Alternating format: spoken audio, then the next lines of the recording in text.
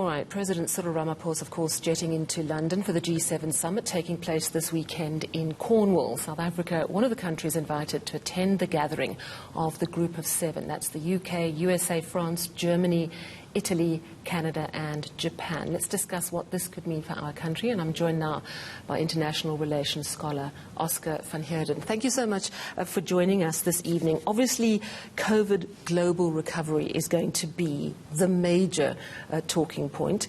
We are hearing that 1 billion doses of vaccines are going to be donated for poorer countries. It seems that Joe Biden has made a plan not to include the likely Johnson & Johnson and AstraZeneca batches that we are hearing via the New York Times have now likely to be discarded. Is that going to be the major talking point, the major focus for this weekend summit, do you think? Thanks, Sally. I do think that. I do think that's going to be the major talking point, especially because these are the same first world nations that firstly looked inward and didn't really care about what was happening in the third world with regards to the pandemic. The United States, the United Kingdom, France, all of them first making sure that they gobble up all these vaccines in order to look after their own citizens. So I'm not surprised now that they are in the safe zone, they are wanting to make these huge donations to the third world. Do you think they're going to be on the same page? It was really interesting just a few weeks ago when French President Emmanuel Macron visited South Africa. He had some strong words of support for South Africa, which was interesting because, of course, traditionally France has been closer to the formerly Francophone African countries. Do you think that South Africa is seen as an interesting player in Africa and that we might find some allies this weekend? No, absolutely. I mean, I do think that if you look at who were the other invitees, South Korea, India and Australia, I do think that the G7 sees South Africa as a pivot state, pivot not only in terms of Southern Africa, but certainly the whole of the continent. Because of the instability in Nigeria, generally they see Egypt as forming part of the Middle East. And so I do think the fact that South Africa got an invitation does mean that they are comfortable with our company because they feel that we can actually be a hegemon on the continent.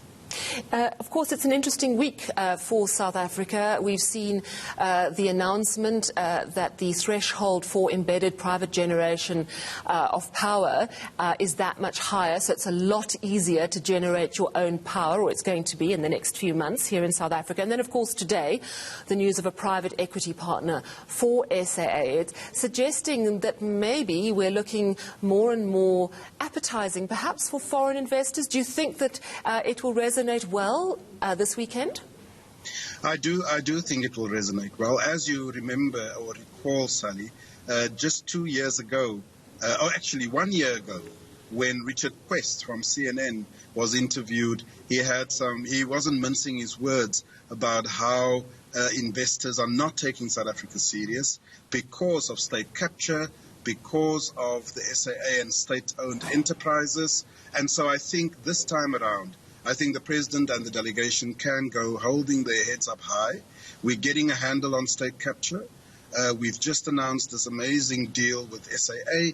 And indeed, from an energy point of view, not only has De Ruyter, the new CEO of Eskom, managed to slash the debt by 90 billion in less than 18 months, but also now with the allowance of private generation. So all in all, it's looking on the up.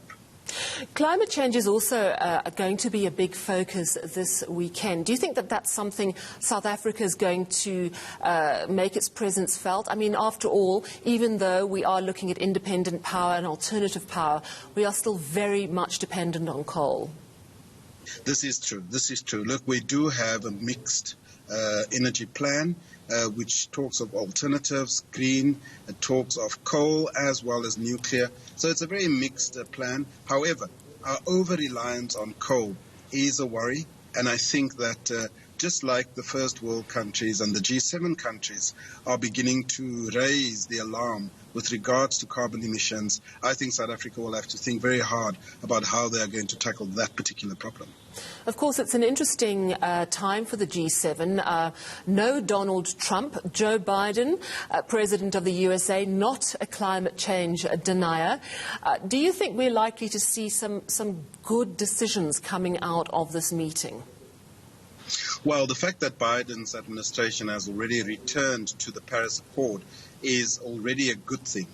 I do think that first world countries are finding themselves in a bit of a fix because, you know, India, China, these are big contributors to the ozone, and the first world is wanting to rein them in, and they are basically saying, look, when you had your industrialization, when you were on the up, you actually, messed up the environment. Why are you now wanting to restrict us? So it's a thorny issue, and I think that the G7 is going to have to deal with it very, very sensitively.